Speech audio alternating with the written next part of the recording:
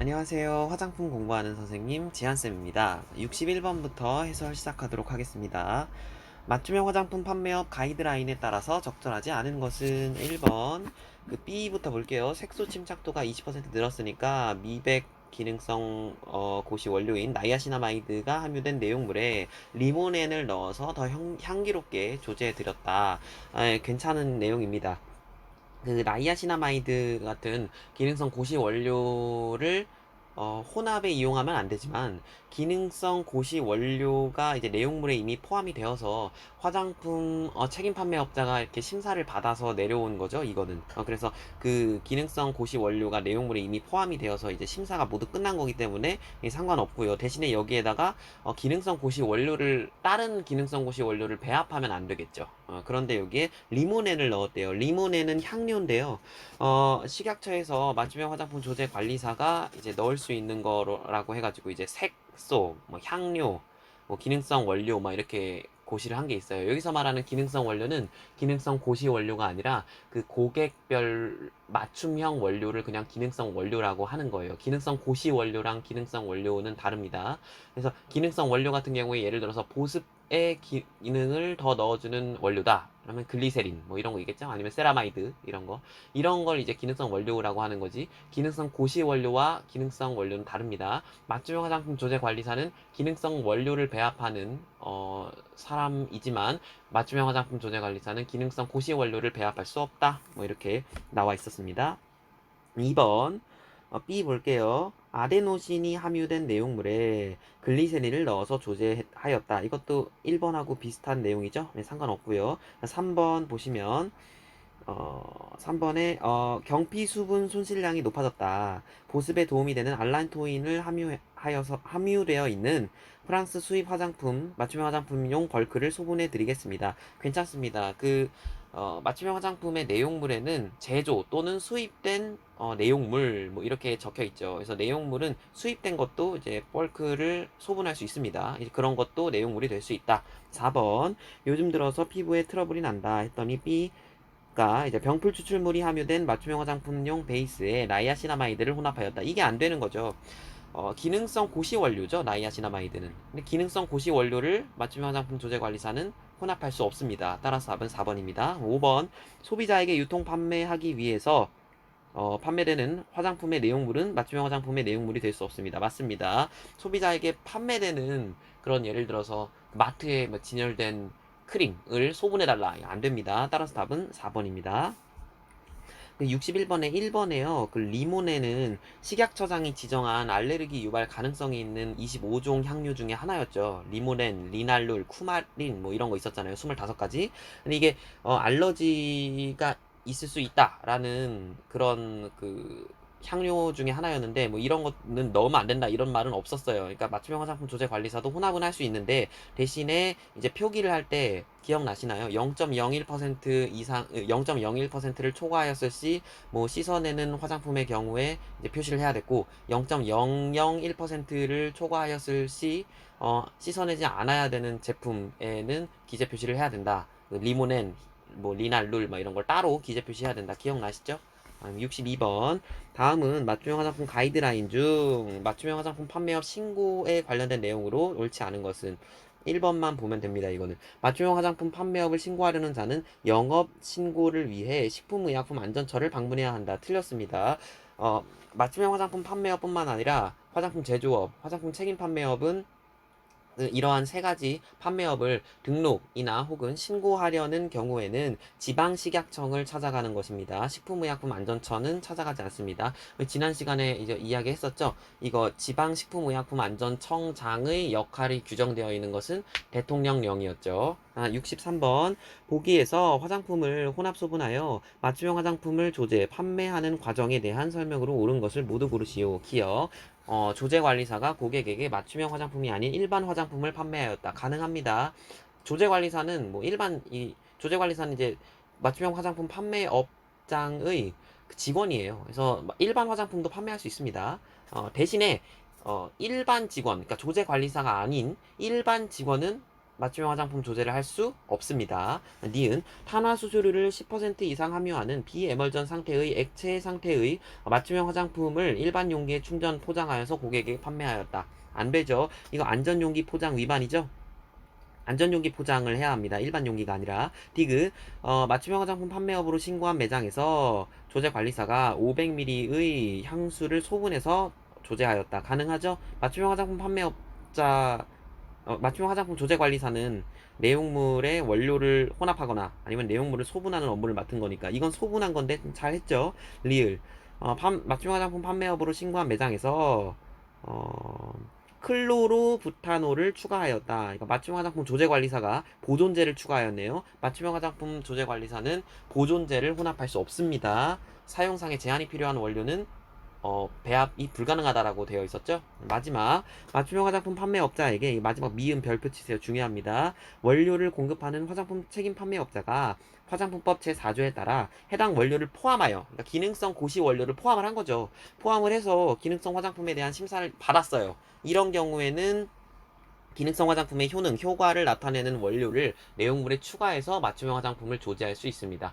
이거 간단히 해석하면 무슨 뜻이냐면 예를 들면 화장품 책임 판매업자가 뭐 글리세린하고 페녹시에탄올하고 나이아시나마이드 3%막 이렇게 넣어서 이러한 것을 종합적으로 이 제품 그 자체를 심사를 받았어요. 기능성 화장품 심사를 화장품 책임 판매업자가 이렇게 심사를 받았으면 이것을 토대로 맞춤형 화장품 판매업자에게 이 만든 화장품을 예를 들어서 내용물과 원료로 분리해서 줬어요. 그러니까 간단히 설명하면 다시 한번 설명할게요. 그러니까 나이아시나마이드 3%랑 글리세린이랑 페녹시에탄올 뭐 이런 걸 다 합친 최종 화장품을 심사를 받았어요. 기능성 화장품 심사를. 그러면 이거를 이 화장품 책임 판매업자가 맞춤형 화장품 판매업자에게 납품을 할 때 따로따로 했어요.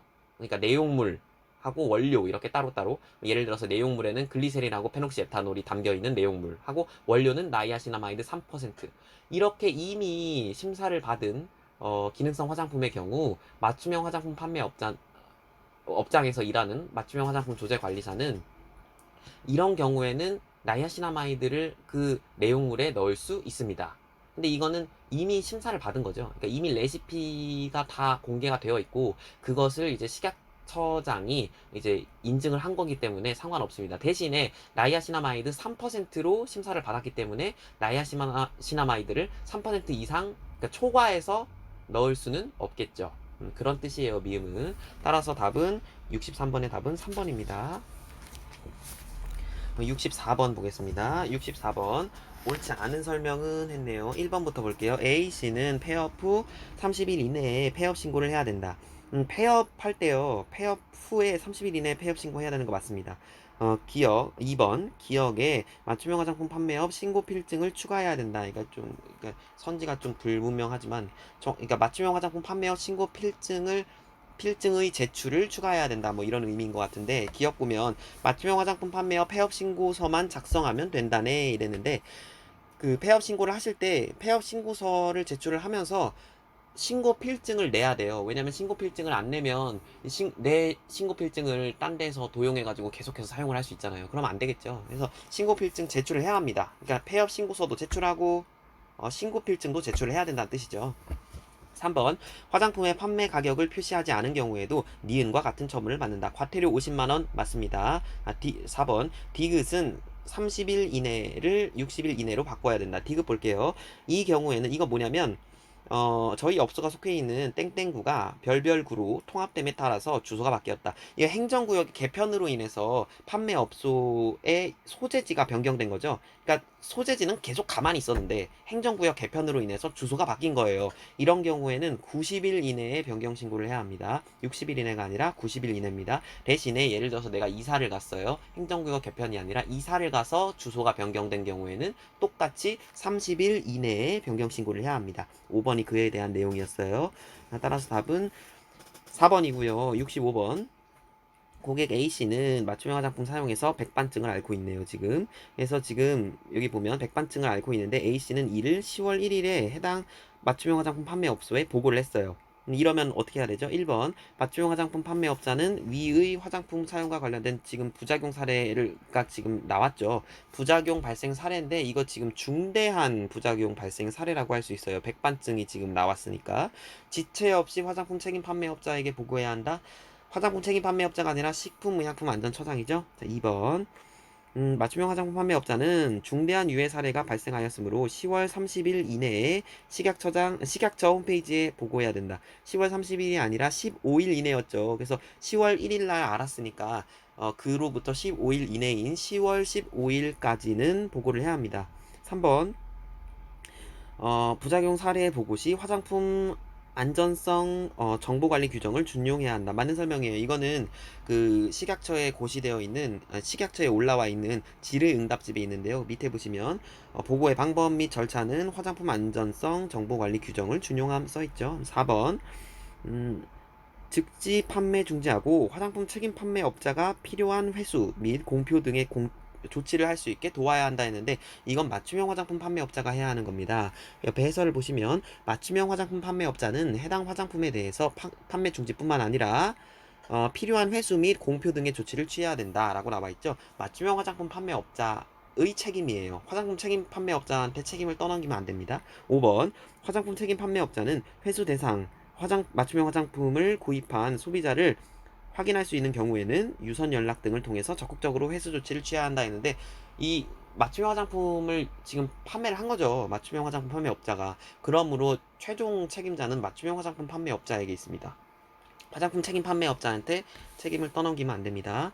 66번 적절한 맛 조제 관리사를 고르시오. 1번 페녹시에탄올 배합 이거 페녹시에탄올 보존제니까 안 됩니다. 2번 당나무 추출물을 배합 당나무 추출물은 기능성 고시 원료였죠. 그래서 안 됩니다. 3번 클로로아세타마이드 이것도 보존제죠. 보존제를 배합하면 안 됩니다. 4번 하이드로퀴논이라고도 하는데 이거 의약품이에요. 의약품 성분이기 때문에 사용 불가 원료입니다. 화장품의 사용 금지 원료로 식약처장이 고시를 했어요. 따라서 4번도 안 됩니다. 5번이네요. 내용물에 센텔라 아시아티카를 배합했다. 센텔라 아시아티카는 병풀 추출물이에요. 따라서 가능합니다. 병풀 추출물은 뭐 제한이 없습니다. 따라서 5번. 자, 67번 보시면 혼합소분에 사용되는 내용물과 원료의 범위를 어긴 사람을 모두 골라라. 1번 볼게요. 기억 볼게요. 소비자에게 판매할 목적으로 수입한 화장품을 내용물로 맞춤형 화장품을 조제했다. 안 된다 그랬죠? 그래서 기억은 틀렸고요. 니은 기능성 화장품 고시 원료가 배합된 내용물 자체에 고시 원료가 배합되어서 이 자체로 지금 화장품 책임 판매업자로부터 지금 유통을 받은 거죠. 따라서 상관없어요. 화장품 책임 판매업자로부터 제공을 받아서 맞춤형 화장품을 조제한 사람 괜찮습니다. 그래서 니은은 답이 아니겠네요. 이거 어긴 사람을 고르는 거니까. 디귿 제품의 홍보를 위해서 샘플이죠. 미리 소비자가 시험 사용해 보도록 제조된 화장품 테스터죠. 샘플을 내용물로 삼았다. 이거는 행정처분 대상입니다. 금지입니다. 디귿도 틀렸고요. 리을 화장품 책임 판매업자로부터 제공받은 벌크 제품에 리도카인을 혼합하여 리도카인은 사용 불가 원료입니다. 이거 저기 마취 성분이죠. 안 됩니다. 따라서 리을도 안 되고 미음 클로로자이레놀을 0.1% 배합한 사람. 클로로자이레놀은 보존제입니다. 보존제는 배합할 수 없습니다. 미음도 틀렸고요. 비읍 볼게요. 아까 전에 나왔던 그 설명이죠. 비읍은 화장품 책임 판매업자가 내용물과 원료의 최종 혼합 제품을 이미 심사를 받았어요. 이미 심사를 받았으면 그거를 따로따로 예를 들어서 납품을 했다. 내용물하고 기능성 고시 원료를 따로따로 납품을 했다. 처음 심사를 할 때는 두 개를 합친 거를 심사를 했는데 맞춤형 화장품 판매업자한테 유통을 할 때는 내용물하고 원료를 따로따로 유통을 했다. 그럼 그런 상태에서는 이미 지금 합쳐져 있는 것 자체를 지금 심사를 받은 거죠. 그러므로 맞춤형 화장품 조제 관리사는 이러한 경우에는 그 심사받은 조합과 함량 범위 내에서만 이제 기능성 원료를 조합할 수 있는 거죠. 따라서 비읍은 가능합니다. 따라서 어긴 사람은 기억, 디귿, 리을, 미음이니까 4번이죠. 68번. 자, 1번부터 보겠습니다. 피부 주름 개선과 아데노신이겠네요. 그렇죠? 피부 진정 효과. 여기서 밑에 보면 병풀 추출물이겠네요. 효과가 있는 화장품을 조제해달라. 그래서 기억과 가를 혼합했다. 이 위에 보시면 보기 1, 기억, 니은, 디귿, 리을은 내용물이고요. 가나 다라는 원료의 목록이라고 써 있네요. 보시면 기역과 가를 혼합해서 맞춤 화장품을 조제했다. 가능하고요. 2번 여드름이 고민이시라면 리을이 효과가 좋으니 리을과 가를 혼합해 드리겠다. 리을 볼게요. 벤조일 퍼옥사이드가 함유된 반제품 했는데 벤조일 퍼옥사이드는 의약품이에요. 의약품입니다. 예, 아까 전에 하이드로키논 나왔죠. 히드로키논도 의약품. 그래서 사용 불가. 벤조일 퍼옥사이드도 사용 불가, 사용 금지 원료입니다. 따라서 그 자체로 불법이에요. 리을을 사용하는 건. 그래서 2번 불가능. 3번 피부 색소 침착도가 늘었습니다. 디귿과 달을 혼합하여 조제해 드리겠습니다. 했는데 디귿은 나이아신아마이드가 함유된 내용물이고 다는 에틸엑실 메톡시신나메이트. 이거는 사용상에 제한이 필요한 원료였죠. 이런 건 저기 자외선 차단 성분이고 이런 성분은 맞춤형 화장품 조제 관리사가 혼합할 수 없습니다. 자, 4번 항상 화장품 본품보다 테스트용 화장품이 더 좋았다. 했더니 테스터용 화장품을 소분해달래요. 안 된다 했죠. 시판되는 화장품이나 아니면 테스터용 막 이런 거 화장품은 소분할 수 없어요. 5번 피부 미백에 도움이 되는 화장품 했더니 나와 라를 조합했대요. 아까 전에 말했죠. 가나다라 보기 2의 그 목록은 원료 목록이에요. 원료랑 원료를 섞었대요. 원료랑 원료를 섞는 건 조제가 아니라 제조죠. 조제와 제조의 차이 알고 계셔야 됩니다. 우리는 맞춤형 화장품 조제 관리사지 맞춤형 화장품 제조 관리사가 아닙니다. 제조는 원료랑 원료를 섞어서 화장품을 만드는 거고 조제는 그냥 단순히 그 약국에서 하는 것처럼 그 내용물에다가 조금만 섞어가지고 만드는 거예요. 그래서 거기 보시면 원료랑 원료를 조합했기 때문에 일단 안 되고 나와 라 했는데 나와 라 자체도 지금 알파 비사보롤은 기능성 고시 원료, 라도 기능성 고시 원료죠. 둘 다. 그래서 기능성 고시 원료를 혼합할 수 있는 것도 아니고. 그래서 5번도 완전 틀린 내용이죠. 따라서 68번은 1번입니다. 69번 맞춤형 화장품 가이드라인에 나와 있는 맞춤형 화장품 판매업자의 준수사항으로 적절하지 않은 것은 1번 중요합니다. 그 품질 및 안전성을 확보할 것. 품질, 안전성 단어 기억하세요. 주관식 주의입니다. 주관식으로 한번 나왔어요. 2번 내용물 및 원료를 공급하는 화장품 책임 판매업자가 혼합 또는 소분의 범위라는 말도 주관식 나왔어요. 이거 외워두세요. 범위를 검토하여 정하고 있는 경우 그 범위 내에서 혼합과 소분을 해야 한다. 이거 중요합니다. 3번 유통 화장품 안전관리 기준에 적합한지 사전에 확인할 것 알아야 됩니다. 이거 어떻게 확인하냐면 품질 성적서로 확인을 했죠. 자, 4번 볼게요. 그 화장품 안전 기준에 적합한 것을 확인하여 사용할 것. 이거 맞는 말이고요. 5번 보겠습니다. 혼합 소분 전 사용되는 내용물 또는 원료의 품질 관리를 직접 실시할 수는 없으므로 했는데 직접 실시할 수 있습니다. 그런데 직접 실시하기가 돈이 너무 많이 드니까 품질 성적서를 통해서 품질이 적절함을 확인하라 라고 나와 있어요. 거기에. 그래서 이 품질 관리라는 게 이게 시험이죠.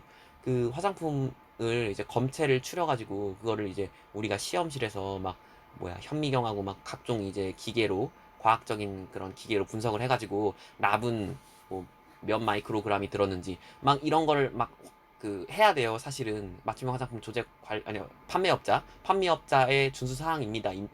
하지만 그렇게 하면 영세업자들이 이제 살아남을 수도 없고 그래서 이제 시험 위탁 기관에 맡기거나 하겠죠. 근데 위탁 기관에 맡기는 것도 화장품 책임 판매업자는 하지만 맞춤형 화장품 판매업자는 좀 힘들겠죠. 그래서 이제 품질 성적서를 통해서 그러니까 뭐 화장품 책임 판매업자한테 품질 성적서를 받았다. 그러면 그걸로 이제 품질 관리를 했다고 보는 겁니다.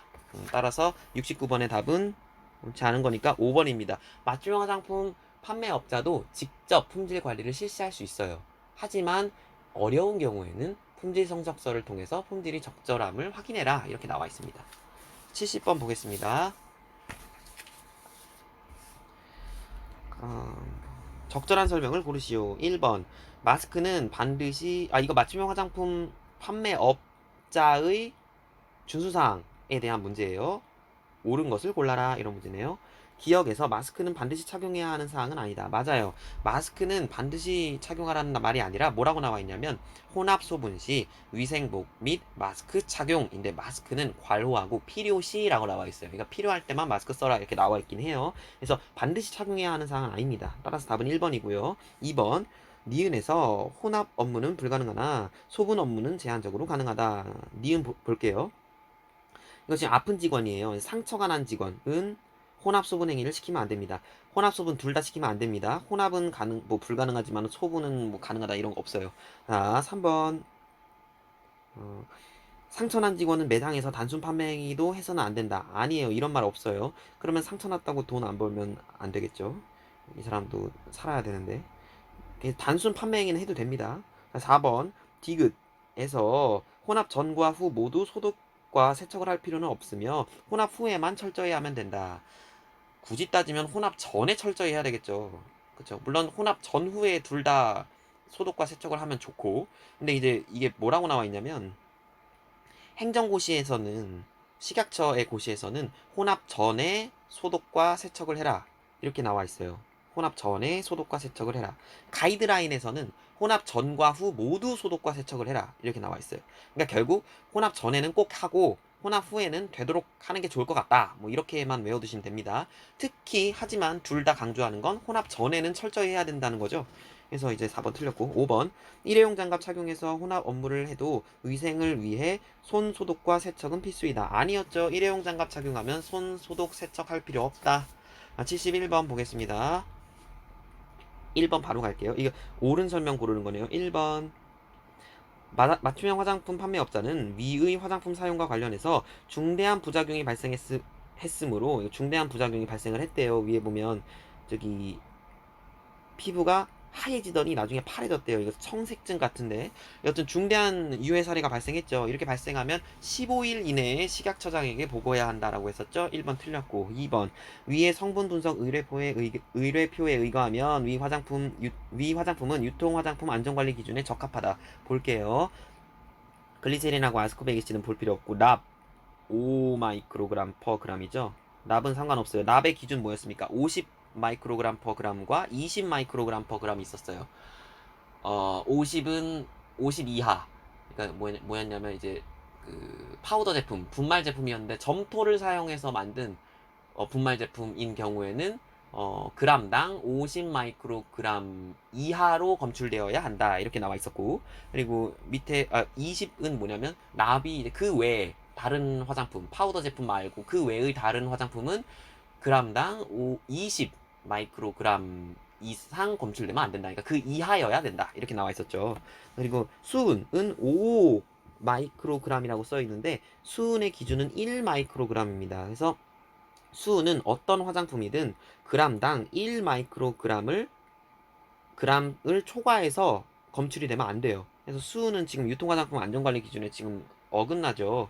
밑에 그럼 포름알데하이드는 1500 마이크로그램이라고 써 있는데 포름알데하이드는 2000 마이크로그램까지는 검출이 돼도 됩니다. 따라서 수은만 지금 어겼네요. 지금 기준이. 자, 3번 보겠습니다. 밑줄 친 아스코빅 애시드는 맞춤형 화장품 조제관리사가 혼합할 수 있는 원료가 아니다 그랬는데 혼합할 수 있어요. 맞춤형 화장품 조제관리사는 기능성 고시 원료를 혼합할 수 없는 거죠. 근데 아스코빅 애시드는 기능성 고시 원료는 아니에요. 기능성 원료는 맞겠지만 기능성 고시 원료는 아닙니다. 4번 위의 성분 분석 의뢰 결과서에 따르면 맞춤형 화장품 판매업자는 사전에 품질 성적서를 적절히 확인하지 않은 것으로 보이므로 품질 관리에 전적으로 책임이 있다. 아까 말씀드렸죠.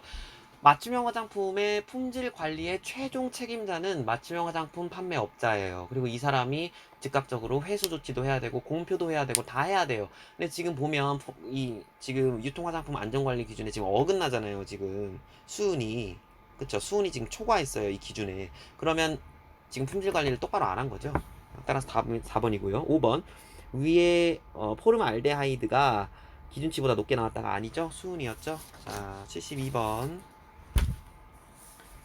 보겠습니다. 72번 옳은 걸 골라라. 1번 내용물과 원료에 대한 품질 성적서를 확인해야 하는 의무가 있는 것은 A가 아니라 B다. A는 맞춤형 화장품 조제관리사고요. B는 맞춤형 화장품 판매업자예요. 근데 위에 보면 A가 조제관리사가 사장님 품질 성적서 확인했어요? 했더니 그 판매업자가 맞춤 화장품 판매업자가 품질 성적서는 조제관리사께서 하는 거죠. 이렇게 나와 있어요. 틀렸죠. 품질 성적서를 확인해야 되는 게 어디에 나와 있냐면 맞춤형 화장품 판매업자의 준수사항에 나와 있어요. 그래서 맞춤형 화장품 판매업자가 품질 성적서를 확인해야 되는 거예요. 따라서 답은 1번입니다. 품질 성적서를 확인해야 하는 의무가 있는 것은 A가 아니라 B입니다. 자, 2번. 레티닐 팔미테이트의 시험 결과에 따르면 2%가 미달되었으므로 유통 판매시킬 수 없다. 레티닐 팔미테이트는 지금 시험 결과가 98%죠? 이게 이 98%가 무슨 의미냐면 이 전체 화장품의 98%가 레티닐 팔미테이트다 이게 아니라 예를 들어서 이제 심사를 받았는데 레티닐 팔미테이트가 전체 화장품 중에 그러니까 예를 드는 거예요 이거는 예를 들어서 2%가 들어있다고 했어요.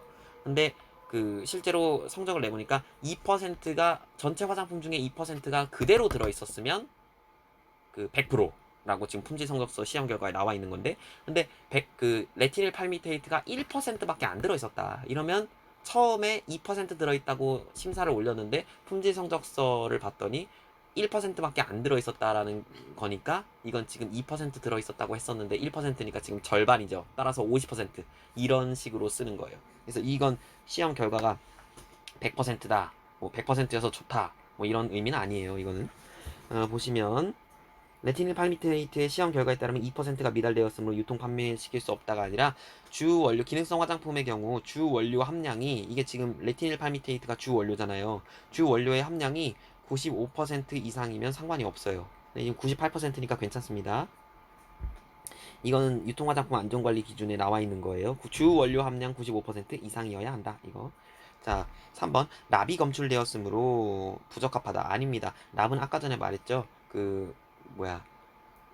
분말 제품. 점토를 사용한 분말 제품 50. 그리고 그 외 20이었죠. 근데 지금 0.2잖아요. 상관없습니다. 부합하죠. 자, 4번.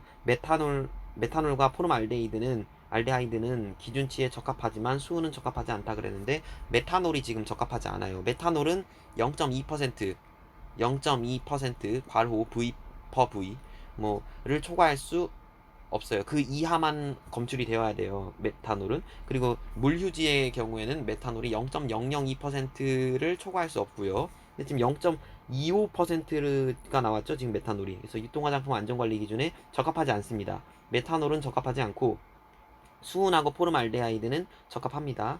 4번 틀렸고 5번 주름 개선에 도움이 될 것이라는 B의 말은 옳지 않다. 주름 개선에 도움이 됩니다. 레티닐 팔미테이트는 기능성 고시 원료였죠. 주름 기능성 고시 원료. 따라서 답은 1번입니다.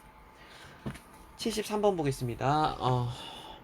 적절하지 않은 것은 했네요. 1번 맞춤형 화장품이 천연 화장품 기준을 충족하려면 내용물의 원료를 혼합한 최종 혼합된 제품의 중량 기준 천연 함량 95%인 화장품이어야 하므로 기억은 적절하지 않다. 기억을 봐야 되겠네요. 맞춤형 화장품 판매 업소에서 천연 화장품을 조제해서 판다라는 뜻은 화장품 책임 판매업자로부터 납품받은 맞춤형 화장품 내용물이 천연 화장품 기준을 충족해야 한다라는 뜻인가요? 했더니 예 그렇습니다 라고 했어요. 근데 천연 화장품의 기준이 천연 함량이 95% 이상인 화장품이잖아요. 그런데 화장품 책임 판매업자가 천연 화장품이랍시고 내용물을 줬어요. 맞춤형 화장품 판매업자한테. 근데 그 내용물은 천연 함량 95%를 지켰어요. 뭐 97%였다.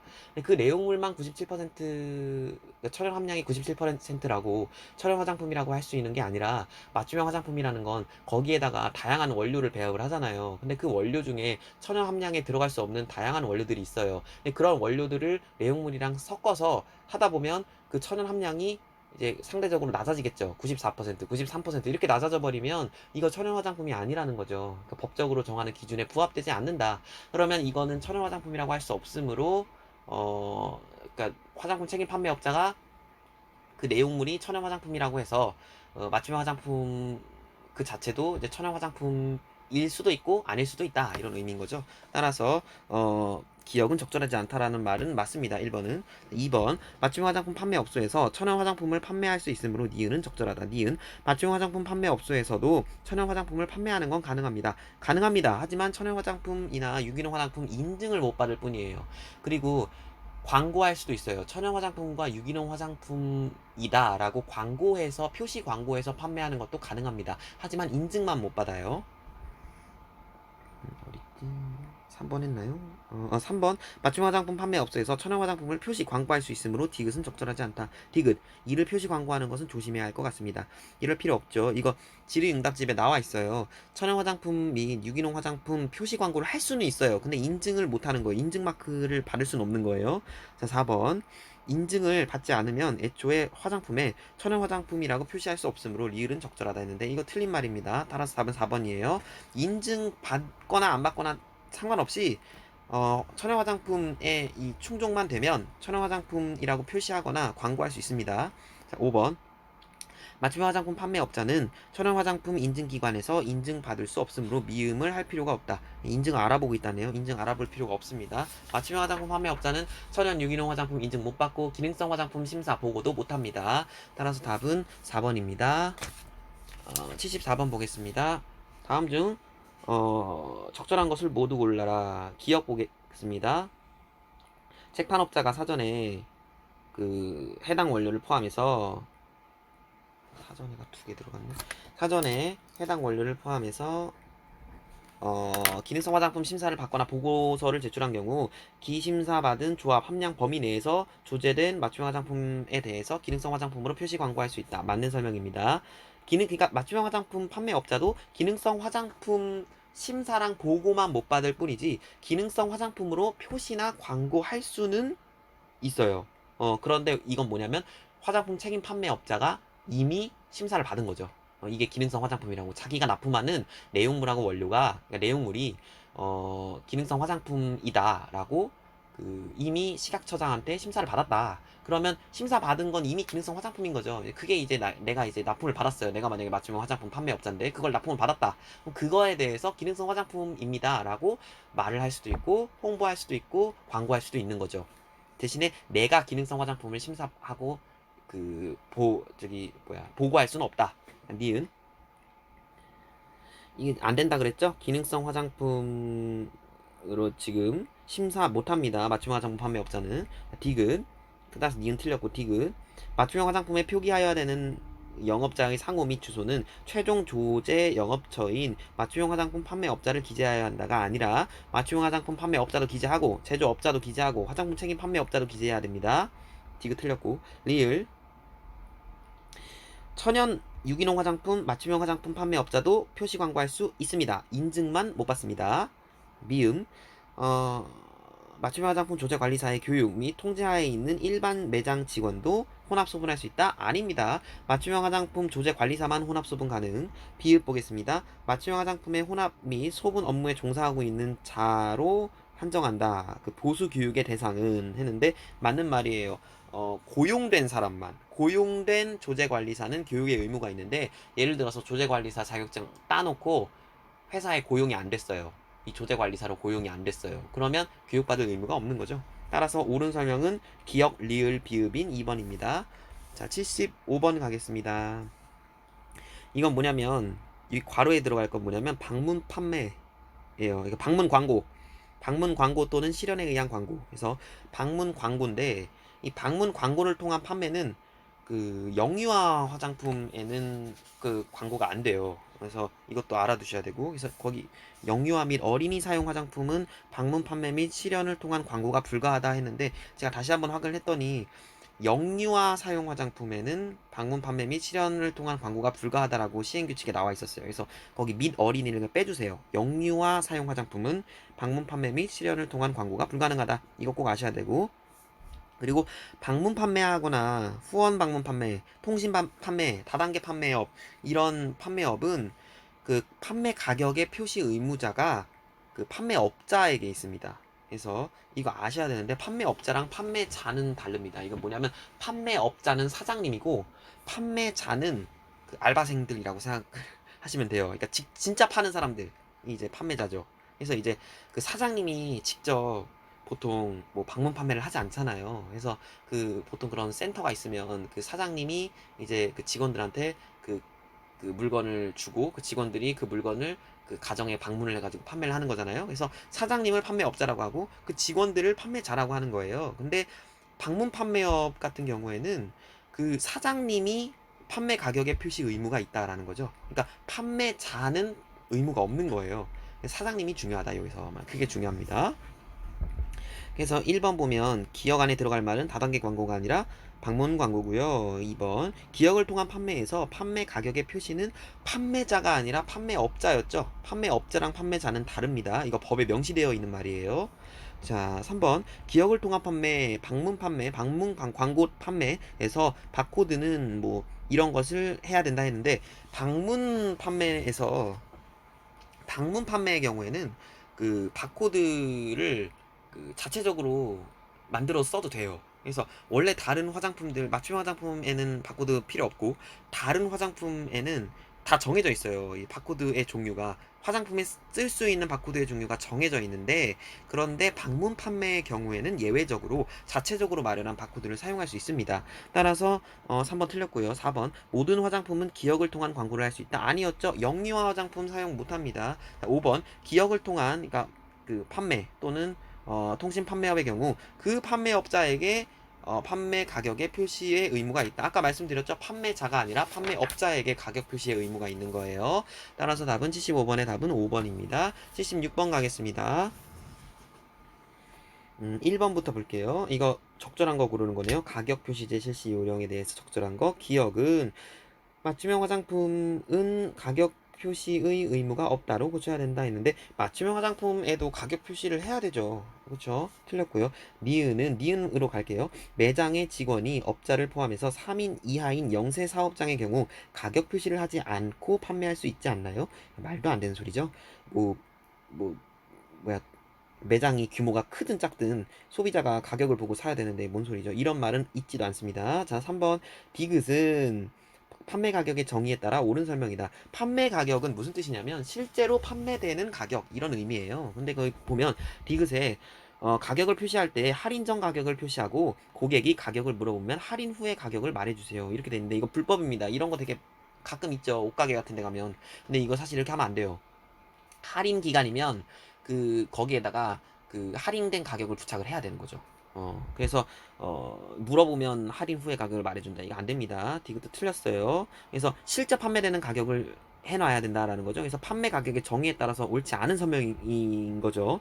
디귿이. 자, 그럼 4번. 판매 가격의 표시는 스티커 또는 꼬리표로 표시하는 것이 원칙이므로 맞아요. 이건. 리을은 옳지 않다. 리을 볼게요. 스티커로 붙이면 제품이 훼손될 수 있으니까 메뉴판처럼 가게의 모든 화장품의 가격을 한 종이에 기재해서 가게 입구에 메뉴판처럼 부착해 놓다. 이거 말도 안 되는 거죠. 그 잘 보이게 해야 되고 구분도 잘 명확하게 해놔야 돼요. 그래서 물건에다가 직접 스티커를 붙이든가 아니면 꼬리표를 붙이든가 그게 불가능하다. 그러면 물건 밑에 선반에다가 가격표를 붙여놔야 된다라는 거죠. 이렇게 막 하나를 막 뭉뚱그려서 메뉴판처럼 말도 안 되는 거죠, 이거. 자, 5번. 기억에서 리을까지 중 문제가 없는 내용은 두 가지이다. 아니죠. 하나밖에 없어요. 기억만 옳습니다. 나머지 니은, 디귿, 리을 다 틀린 내용. 자, 77번. 화장품 가격 표시제 실시 요령에 대한 설명으로 옳지 않은 것은 1번 소비자 보호와 공정한 거래를 목적 맞습니다. 2번 판매 가격이란 일반 소비자에게 판매하는 실제 가격을 말한다. 맞다 그랬죠? 3번 가격 표시 대상은 국내에서 제조되어 판매되는 화장품으로 한다. 아니에요. 국내에서 제조되어 판매되는 화장품뿐만 아니라 수입되면 국내에서 판매되는 거잖아요. 국내에서 판매되는 모든 화장품으로 합니다. 국내에서 판매되는 모든 화장품을 생각해 보세요. 국내에서 만들어졌거나 아니면 수입되어서 국내에서 판매되는 거죠. 수출은 아니겠죠. 수출은 다른 나라 가는 거니까. 4번 또 옳은 설명이에요. 그 화장품을 일반 소비자에게 소매 점포에서 판매되는 경우에는 소매업자가 표시 의무자가 됩니다. 표시 의무자는 직접 판매하는 사람이에요. 예, 그러므로 소매 점포에서 판매를 한다. 그러면 소매업자가 표시 의무자겠죠. 바코드의 경우는 표시 의무자는 화장품 책임 판매업자입니다. 자, 5번. 표시 의무자 이외에 화장품 책판업자, 화장품 제조업자는 그 판매 가격을 표시하여서는 안 된다. 맞아요, 이건. 법에 명시되어 있어요, 이거는. 정확히. 그래서 5번도 꼭 알아두세요. 표시 의무자 이외에 다른 사람은 판매 가격 표시하면 안 돼요. 표시 의무자는 누구다? 직접 판매하는 사람. 그렇죠? 78번. 가격 표시제 실시 요령에 대한 적절한 설명을 모두 골라라. 기억. 식약처장은 매년 가격 관리 기본 지침에 따라서 화장품 가격 표시 제도 실시 현황을 지도 감독하여야 한다는데 틀렸어요. 이것 좀 어려운 건데 그 가격 이게 실제로 이렇게 판매되는 것의 최종 책임자는 뭐 특별시장, 광역시장, 특별자치시장, 도지사, 막 이런 사람들, 제주특별도지사가 말해요. 그래서 이런 사람들이 매년 시각처장이 시달하는 가격 지침에 따라서 실제로 지도 감독해야 되는 거예요. 그러니까 지침을 내리는 건 시각처장인데 그걸 실제로 지도하고 감독하는 건 그런 행정관청이라는 거죠. 알아두시고요. 니은 시도지사는 시달된 지침에 따라 이거 누가 시달한다? 시각처장이. 죠. 지단에 따라서 그 관할 구역 안에 있는 실정에 맞는 세부 시행 지침을 수립하여 시행해야 된다. 맞는 설명이고요. 디귿 시각시장은 화장품 판매 가격을 성실히 이행하는 화장품 판매 업소를 모범업소로 지정할 수 있다. 이렇게 모범업소로 지정하는 게 그 지도하고 감독하고 실제로 행정기관에서 하는 거지 식약처장이 하는 거 아니에요. 식약처는 그냥 시달만 하는 거예요. 디귿은 틀렸고요. 이런 것은 지방자치단체에서 하는 거죠. 행정관청에서. 리을 화장품 판매 가격을 성실히 이행하는 모범업소에 대해서는 지자체에서 세제 지원, 금융 지원, 표창 등의 우대 조치를 할 수 있다. 이거 맞는 설명이죠. 지자체에서 하는 거죠, 이거. 자, 미음. 지자체장은 식품의약품안전처장을 통해서 표시가 적정하게 이루어지고 건전한 질서가 확립될 수 있도록 홍보 계몽을 할 수 있다. 이거는 지자체장이 식약처장에게 하는 게 아니라 반대로 됐죠. 식품의약품안전처장은 지방자치단체장을 통해서 이런 걸 하는 거죠. 홍보 계몽 활동. 반대로 해서 틀렸고 비읍 시도지사는 가격 표시제 운영에 관한 연관 추진 실적을 다음 연도 1월 말까지 시각처장에게 보고해야 된다. 이 맞는 말입니다. 리은 리을 비읍 답은 4번. 79번 보겠습니다. 79번 화장품 바코드 표시 관리 요령에 의거해서 옳은 것은 1번 국내 제조 및 수출하는 화장품에 대해서 바코드를 표시해야 된다 했는데 아까 전에 말씀드렸죠. 국내에서 유통하고 판매되는 거에다가 표준 바코드를 정해놓는 거예요. 수출은 아니겠죠. 국내에서 수출하는 화장품은 외국으로 가는 화장품인데, 그러면 그 외국의 바코드 법을 따라야지, 우리나라 바코드 법을 따를 필요가 없는 거죠. 그래서 수출을 수입으로 바꿔주세요. 2번, 화장품 코드란 화장품을 식별하기 위해서 설정된 고유한 설정 번호다. 화장품 코드라는 말 주관식 주의하시고요. 그런데 10자리 또는 11자리의 숫자를 말한다가 아니라 12자리 또는 13자리의 숫자를 말합니다. 치사한 문제죠. 3번 화장품 바코드 표시 대상 품목은 기능성 화장품을 제외한 모든 화장품을 한다. 기능성 화장품은 왜 제외하죠?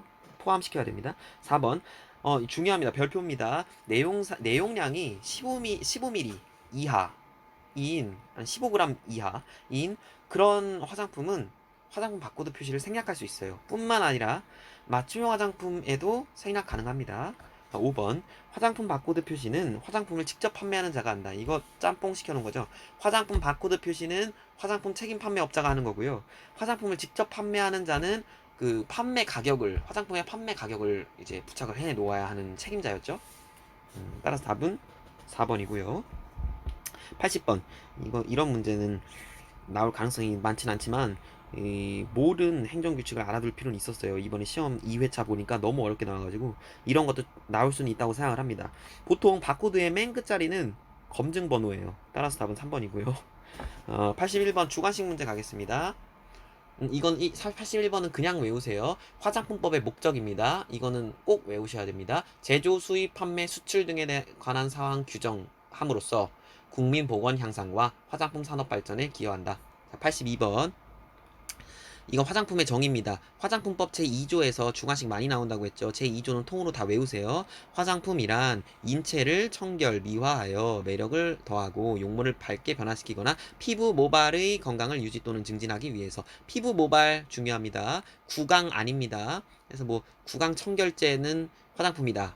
틀렸습니다. 구강이란 말이 없기 때문이에요. 구강 청결제는 의약 외품이죠. 그래서 어디에 바르거나 인체에 바르거나 문지르고 뿌리는 등 유사한 방법으로 사용하는 것으로서 인체에 대한 작용이 경미한 것으로 한다. 근데 의약품은 제외된다. 의약품입니다. 의약품.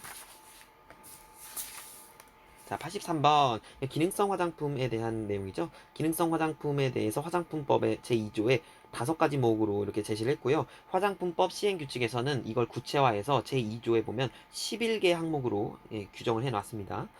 기능성 화장품이란 미백에 도움을 주거나 주름 개선에 도움을 주거나 주름이 아니라 주름 개선입니다. 그리고 거기 보면 자외선이란 단어도 주관식 주의하시고 밑에 보면 모발이라는 단어도 주관식 또는 모발의 색상 변화 제거 또는 영양 공급이죠. 영양 공급에 도움을 주는 제품. 그 밑에도 모발 있네요. 피부나 모발. 자, 84번. 이거 계속 제가 강조했죠. 안전성, 품질 관리. 그렇죠? 책판 관리자랑 맞춤형 화장품 조제 관리사의 그거였죠. 이제 그 매년 교육 받아야 된다는 내용. 이거 아까 전에 제가 주관식 나올 수 있다고 했죠. 안전성, 품질 관리. 85번. 이것도 아까 전에 설명했던 부분입니다. 화장품 책임 판매업자의 준수사항이에요. 근데 그 에이스 효과라고 했었죠. 레티놀, 비타민 A, C, E, 효소, 과산화 화합물이 들어 있으면 0.5% 이상 이런 것들이 함유되어 있으면 그 해당 품목의 안정성 시험 자료를 최종 제조된 제품의 사용 기한이 만료되는 날로부터 1년간 보존해야 합니다. 1년입니다. 이거 통으로 그냥 외우세요. 에이스 효과 외우세요. 비타민 A, C, E, 과산화 화합물, 효소. 여기서 비타민 A랑 C는 그 유도체까지 포함이 되지만 비타민 E는 그러니까 토코페롤은 그 유도체는 포함이 되지 않는다. 토코페릴 아세테이트 뭐 이런 거는 포함이 안 된다는 뜻이에요. 자, 85번. 86번. 86번은 이것도 아까 전에 강조했던 부분이네요. 그 전자무역 촉진에 관한 법률에 따라 전자무역 문서로 표준, 통관, 예정, 보고를 하고 수입하는 화장품 책임 판매업자는 수입 실적 및 원료의 목록을 보고하지 않아도 된다. 87번. 87번은 맨 밑에 줄부터 볼게요. 개봉 후 사용 기간을 기재할 경우 아까 전에 전 시간에서 뭐라고 했죠, 제가? 제조 연월일을 병행 표시해야 된다.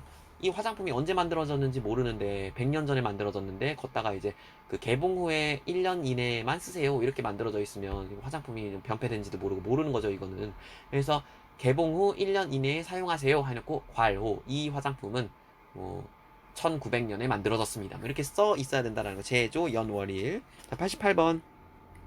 이 공무원은 무엇인가? 이 공무원은 지방식품의약품안전 청장이 임명한다. 그리고 약학 또는 학사학위 이상을 취득한 사람이다. 사람이 임명 가능하다.